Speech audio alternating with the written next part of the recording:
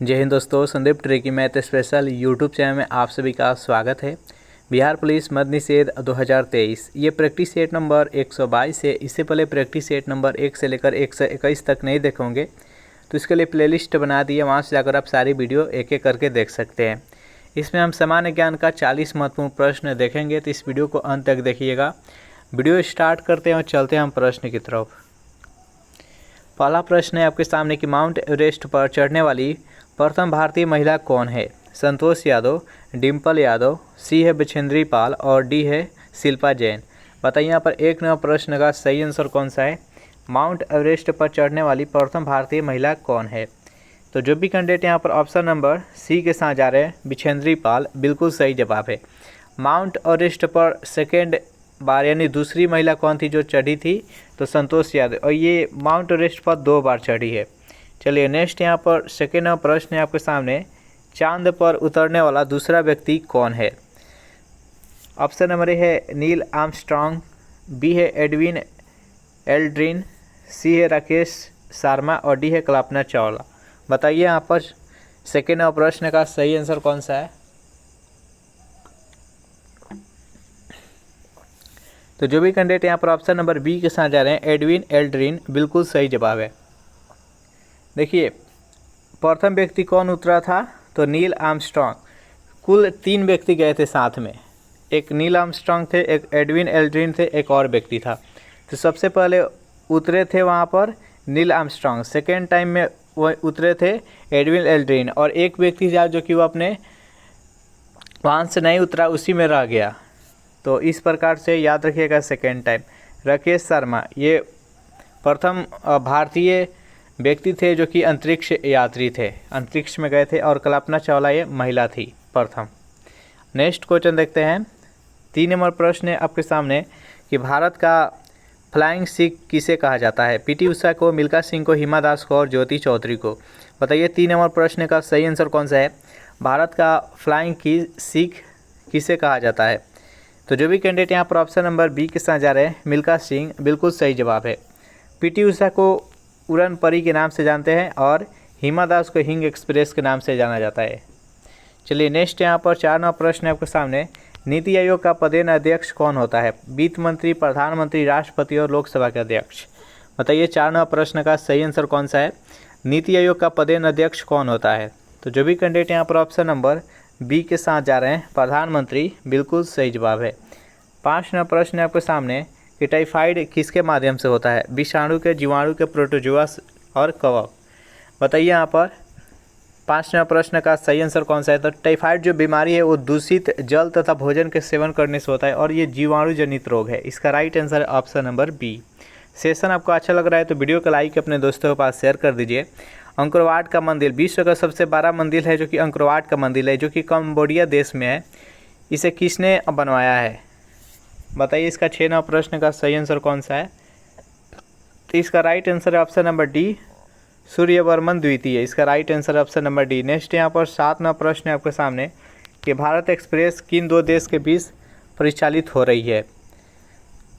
पाकिस्तान और अफगानिस्तान के बीच, भारत और श्रीलंका के बीच, भारत और नेपाल के बीच और भारत और पाकिस्तान के बीच। बताइए यहाँ पर 7 नंबर प्रश्न का सही आंसर कौन सा है? तो इसका राइट आंसर है ऑप्शन नंबर डी, भारत और पाकिस्तान के बीच। चलिए नेक्स्ट यहाँ पर 8 नंबर प्रश्न है आपके सामने, मानव शरीर में रक्त की कमी से क्या होता है? कौन सा रोग होता है आपको बताना है।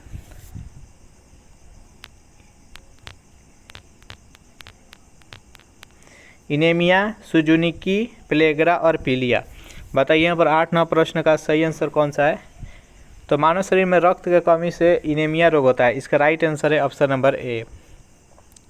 9 नंबर प्रश्न है आपके सामने कि एक्सरे की खोज किसने की थी? मार्कोनी ने, जॉनसन ने, रोएंटजन ने और वाटसन ने। बताइए यहाँ पर 9 नंबर प्रश्न का सही आंसर कौन सा है? एक्सरे की खोज किसने की थी? तो जो भी कैंडिडेट यहाँ पर ऑप्शन नंबर सी के साथ जा रहे हैं, रोएंटजन, बिल्कुल सही जवाब है। 10 नंबर प्रश्न है आपके सामने, यांत्रिक ऊर्जा से विद्युत ऊर्जा में किसके द्वारा परिवर्तित किया जाता है? इन्वर्टर के द्वारा, जनरेटर के द्वारा, विद्युत मोटर द्वारा और डायनामो के द्वारा। बताइए 10 नंबर प्रश्न का सही आंसर कौन सा है? यांत्रिक ऊर्जा से विद्युत ऊर्जा में किसके द्वारा परिवर्तन किया जाता है? तो ये डायनेमो के द्वारा किया जाता है। इसका राइट आंसर है ऑप्शन नंबर डी। और विद्युत मोटर के द्वारा ये विद्युत ऊर्जा को यांत्रिक ऊर्जा में कन्वर्ट करता है विद्युत मोटर। नेक्स्ट क्वेश्चन देखते हैं। 11वां प्रश्न है आपके सामने कि दिया सलाई में किस फास्फोरस का प्रयोग किया जाता है? श्वेत फास्फोरस, पीला फास्फोरस, नीला फास्फोरस और लाल। बताइए यहाँ पर 11वां प्रश्न का सही आंसर कौन सा है? तो दिया सलाई में किस फास्फोरस का प्रयोग किया जाता है? तो लाल फास्फोरस का। इसका राइट आंसर है ऑप्शन नंबर डी। 12वां प्रश्न है आपके सामने कि अंतर्राष्ट्रीय चावल अनुसंधान संस्थान कहाँ पर स्थित है? कानपुर में, कराची में, मनीला में और काबुल में। बताइए 12वां प्रश्न का सही आंसर कौन सा है? जल्दी से कमेंट कीजिए। तो जो भी कैंडिडेट यहाँ पर ऑप्शन नंबर सी फिलीपींस की राजधानी मनीला में है, तो इसका राइट आंसर है ऑप्शन नंबर सी। अगर इस प्रैक्टिस सेट का आपको पीडीएफ चाहिए तो उसके लिए टेलीग्राम ग्रुप बना दिए हैं, जिसका लिंक किसी वीडियो के नीचे डिस्क्रिप्शन में मिल जाएगा। वहाँ से ज्वाइन करके बहुत सारे पीडीएफ वहाँ पर पड़ा हुआ है, आप प्रैक्टिस के लिए डाउनलोड करके प्रैक्टिस कर सकते हैं। 13वां प्रश्न है आपके सामने कि किसे पूर्व का मैनचेस्टर कहा जाता है? मुंबई को, कानपुर को, कोयम्बटूर को और अहमदाबाद को। बताइए यहाँ पर 13वां प्रश्न का सही आंसर कौन सा है? किसे पूर्व का मैनचेस्टर कहा जाता है? तो यहाँ पर जब पूर्व का मैनचेस्टर पूछे तो कानपुर है। अगर पूछे कि दक्षिण भारत का मैनचेस्टर तो वह कोयम्बटूर है। अगर पूछे कि पूरा भारत का मैनचेस्टर कौन सा है तो अहमदाबाद है। याद रखिएगा, पूर्व का मैनचेस्टर कानपुर, दक्षिण भारत का कोयम्बटूर और पूरे भारत का मैनचेस्टर अहमदाबाद। नेक्स्ट यहाँ पर 14वां प्रश्न है कि राष्ट्रपति भवन का वास्तुकार कौन है? ऑप्शन नंबर ए है एडविन लुटियंस, बी है मार्टिन, सी है जॉनसन और डी है पीटर मैन। बताइए यहाँ पर 14वां प्रश्न का सही आंसर कौन सा है? राष्ट्रपति भवन का वास्तुकार कौन था? तो जो भी कैंडिडेट यहाँ पर ऑप्शन नंबर ए के साथ जा रहे हैं एडविन लुटियंस। राष्ट्रपति भवन का जो निर्माण होना शुरू हुआ था वो 1911 में शुरू हुआ था और कंप्लीट हुआ था 1929 ईस्वी में। याद रखिएगा। नेक्स्ट यहाँ पर 15वां प्रश्न है आपके सामने। पीलिया बीमारी, जिसको जॉन्डिस बोलते हैं, शरीर के किस अंग को प्रभावित करता है? फेफड़ा को, अमाशय को, मस्तिष्क को और लीवर को। बताइए यहाँ पर 15वां प्रश्न का सही आंसर कौन सा है?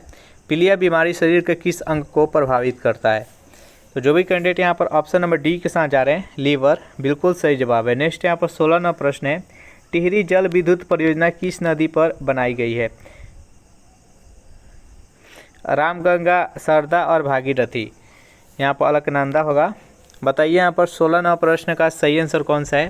तो जो टिहरी जल विद्युत परियोजना है ये भागीरथी पर बनाया गया है, तो इसका राइट आंसर है ऑप्शन नंबर डी। नेक्स्ट यहाँ पर 17वां प्रश्न है कि नेपानगर अखबारी कागज़ फैक्ट्री भारत के किस राज्य में स्थित है? महाराष्ट्र में, गुजरात में, राजस्थान और मध्य प्रदेश में। बताइए 17वां प्रश्न का सही आंसर कौन सा है? नेपानगर अखबारी कागज़ फैक्ट्री भारत के किस राज्य में है? तो जो भी कैंडिडेट यहाँ पर ऑप्शन नंबर डी के साथ जा रहे हैं मध्य प्रदेश, बिल्कुल सही जवाब है। नेक्स्ट यहाँ पर 18वां प्रश्न है कि 3 बीघा कॉरिडोर किन 2 देशों के बीच स्थित है? भारत तथा पाकिस्तान के बीच, भारत श्रीलंका के बीच, भारत म्यांमार और भारत और बांग्लादेश।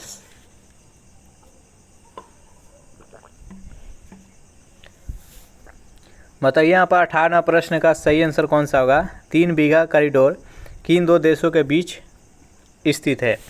तो जो भी कैंडिडेट यहाँ पर ऑप्शन नंबर डी के साथ जा रहे हैं भारत और बांग्लादेश के बीच, बिल्कुल सही जवाब है। 19वां प्रश्न है कि पुलित्जर पुरस्कार किस क्षेत्र में दिया जाता है? शिक्षा के क्षेत्र में, खेल के क्षेत्र में, विज्ञान और पत्रकारिता के क्षेत्र में। बताइए यहाँ पर 19वां प्रश्न का सही आंसर कौन सा है? पुलित्जर पुरस्कार किस क्षेत्र में दिया जाता है? तो यह पत्रकारिता के क्षेत्र में दिया जाता है। जो भी कैंडिडेट यहाँ पर ऑप्शन नंबर डी के साथ जा रहे हैं, बिल्कुल सही जवाब है। नेक्स्ट है कि नामदफा नेशनल पार्क किस राज्य में स्थित है? एक बोमडीला है, एक नामदफा है, दोनों प्रचलित है नेशनल पार्क। असम, अरुणाचल प्रदेश, राजस्थान और मध्य प्रदेश। तो ये दोनों के दोनों, बोमडीला और नामदफा दोनों अरुणाचल प्रदेश में स्थित है, तो इसका right answer option number B. 21वां प्रश्न आपके सामने कि शिव समुद्रम द्वीप का निर्माण किस नदी के द्वारा किया गया है? कृष्णा, गोदावरी, कावेरी और नर्मदा। बताइए यहाँ पर 21वां प्रश्न का सही आंसर कौन सा है? तो इसका राइट आंसर है ऑप्शन नंबर सी, कावेरी नदी। नेक्स्ट यहाँ पर 22वां प्रश्न है आपके सामने। एंजाइम का निर्माण किस में होता है? विटामिन में होता है, कार्बोहाइड्रेट में होता है, प्रोटीन में होता है और खनिज लवण में होता है। बताइए 22वां प्रश्न का सही आंसर कौन सा है? एंजाइम का निर्माण किस में होता है? जल्दी से बताइए। तो जो भी कैंडिडेट यहाँ पर ऑप्शन नंबर सी बता रहे हैं प्रोटीन, बिल्कुल सही जवाब है। नेक्स्ट यहाँ पर 23वां प्रश्न है कि सौर परिवार का सबसे बड़ा ग्रह कौन सा है?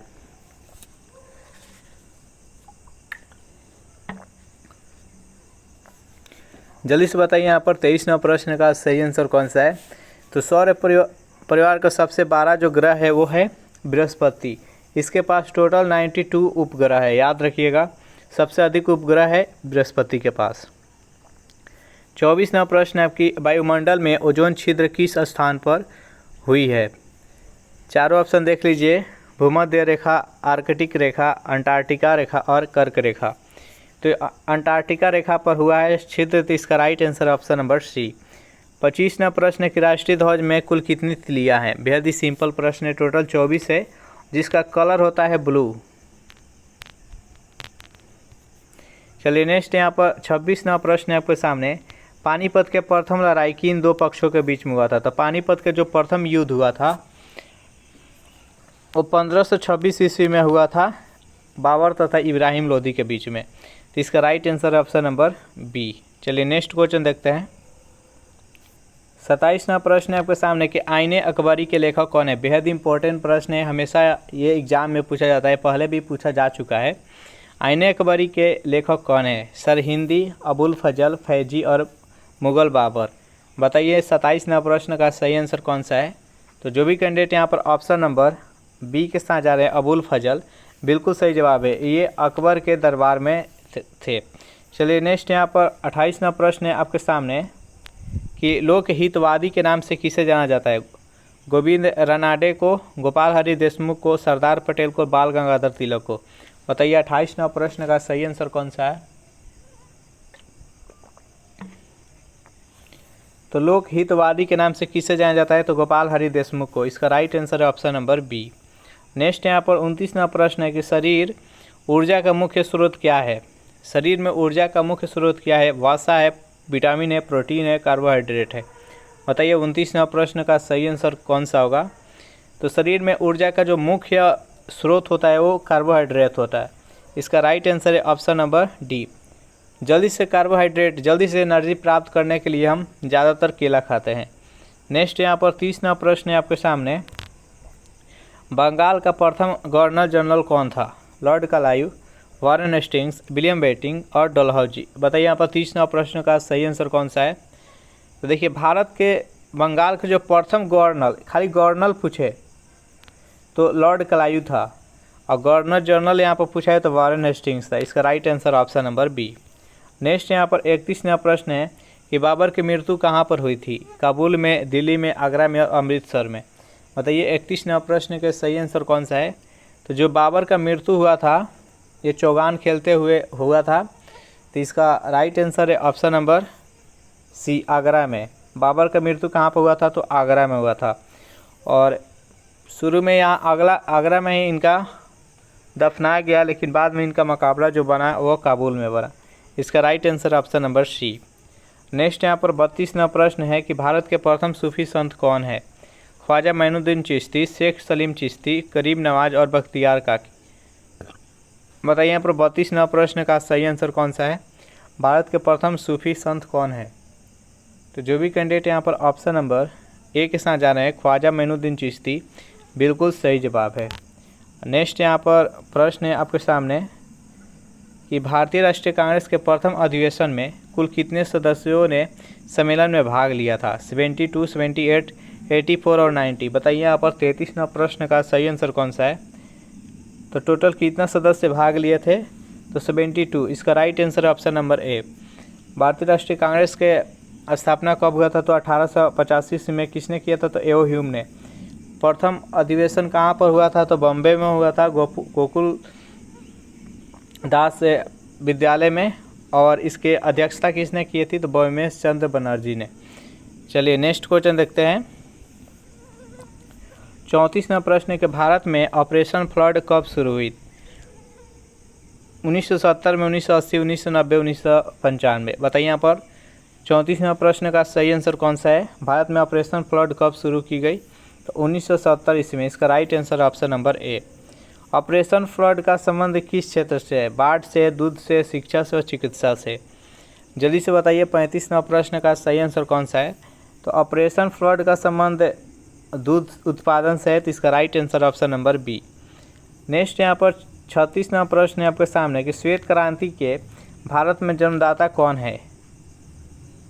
MS Swaminathan, doctor Rakesh Sharma, B है BG कुरियन और डी है गोपाल शरण।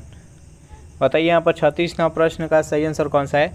तो श्वेत क्रांति का जन्मदाता कौन है? तो वर्गीज कुरियन। इसे ही ऑपरेशन फ्लड के नाम से जाना जाता है, जो कि 1970 ईस्वी में स्टार्ट किए थे।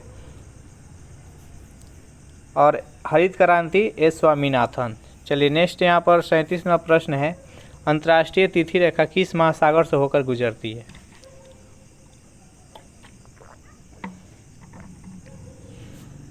हिंद महासागर, अटलांटिक महासागर, प्रशांत महासागर, आर्कटिक महासागर। बताइए यहाँ पर 37वां प्रश्न का सही आंसर कौन सा है? अंतर्राष्ट्रीय तिथि रेखा किस महासागर से होकर गुजरती है? तो ये प्रशांत महासागर से होकर गुजरती है। इसका right answer option number C. 38वां प्रश्न है आपके सामने, किसे शरीर का रक्षक कहा जाता है? WBC का वाइट ब्लड सेल, RBC का लीवर का और ब्लड प्लेटलेट्स। बताइए यहाँ पर 38वां प्रश्न का सही आंसर कौन सा है? किसे शरीर का रक्षक कहा जाता है? तो WBC का। इसका शरीर में जीवन काल कितने दिन का होता है? तो 10 से 15 दिन का होता है। और RBC का जीवन काल कितने दिन का होता है? तो 120 दिन के आसपास होता है। चलिए नेक्स्ट यहाँ पर 39वां प्रश्न है आपके सामने कि भारतीय रिजर्व बैंक की स्थापना कब की गई? 1930 में, 1934 में, 1935 में, 1945 में। बताइए यहाँ पर 39वां प्रश्न का सही आंसर कौन सा है? भारतीय रिजर्व बैंक RBI की स्थापना किस वर्ष की गई? तो 1935 में। लेकिन इसका राष्ट्रीयकरण कब किया गया? तो 1 जनवरी 1949 ईस्वी में इसका राष्ट्रीयकरण किया गया। नेक्स्ट यहाँ पर 40वां प्रश्न है आपके सामने, कृत्रिम उपग्रह में विद्युत ऊर्जा का मुख्य स्रोत क्या होता है? डायनेमो होता है, सौर सेल होता है, हाइड्रोजन होता है और O2 होता है। बताइए यहाँ पर 40वां प्रश्न का सही आंसर कौन सा है? कृत्रिम उपग्रह में विद्युत ऊर्जा का मुख्य स्रोत क्या होता है? तो सौर सेल होता है। इसका right answer option number B. इस प्रकार से टोटल 40 प्रश्न देखे इस सेट में। सेशन आपको कैसा लगा ज़रूर कमेंट करके बताइएगा। वीडियो आपको थोड़ा सा भी अच्छा लगा हो तो वीडियो को लाइक, शेयर और अभी तक इस चैनल को सब्सक्राइब नहीं किए होंगे तो चैनल को प्लीज़ सब्सक्राइब कर दें। Thanks for watching this video. मिलते हैं नेक्स्ट वीडियो में।